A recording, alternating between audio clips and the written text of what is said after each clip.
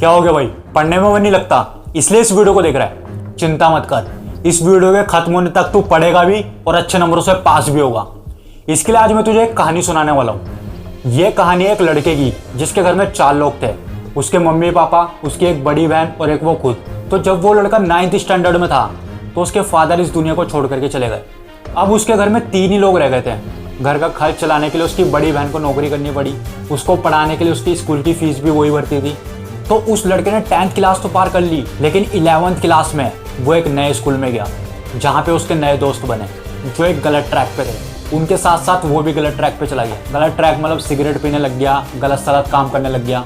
तो जब 11th के एग्जाम आए तो उसने चीटिंग करके फर्रे ले जाके उन एग्जाम को पास किया। अब वो लड़का 12th क्लास में आ चुका था।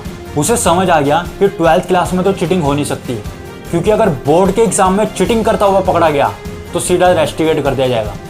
एक दिन वो लड़का घर में बैठा हुआ था, उसकी माँ उसके पास आई और बोली, बेटा 12th में ना अच्छे नंबरों से पास हो रही हो।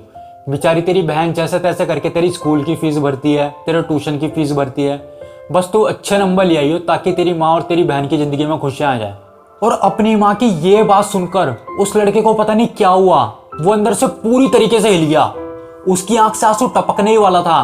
वो उठा और वॉशरूम में चला गया ताकि उसकी माँ को पता न चले।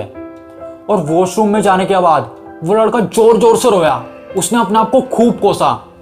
उसने सोचा कि मैं ये क्या करने जा रहा था, मेरी माँ और मेरी बहन मुझे कैसे कैसे करके पढ़ा रहे हैं और मैं इन फालतू की चीजों में अपनी जिंदगी खराब कर रहा हूँ।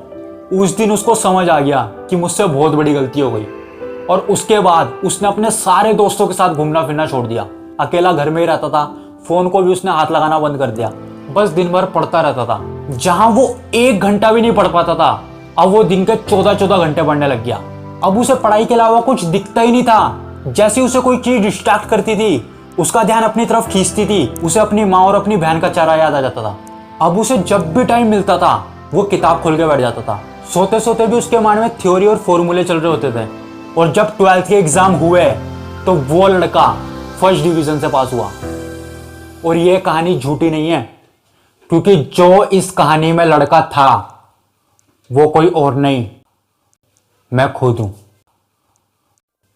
तो मेरे साथ ये चीज कैसे हुई? जहां मुझे पढ़ाई में बिल्कुल भी इंटरेस्ट नहीं था, पढ़ने का मन तक नहीं करता था, वहां मैं दिन के 14-14 घंटे पढ़ने लग गया।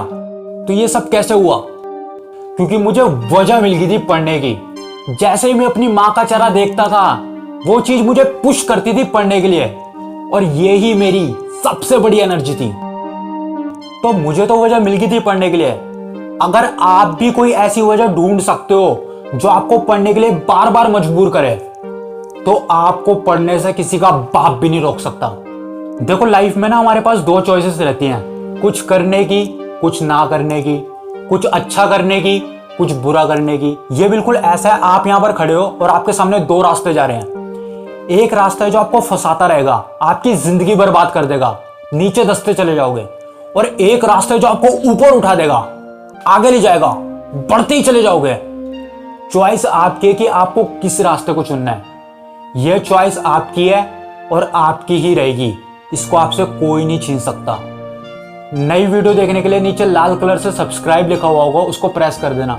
जैसे ही मेरी नई वीडियो आएगी वो आप तक पहुंच जाएगी।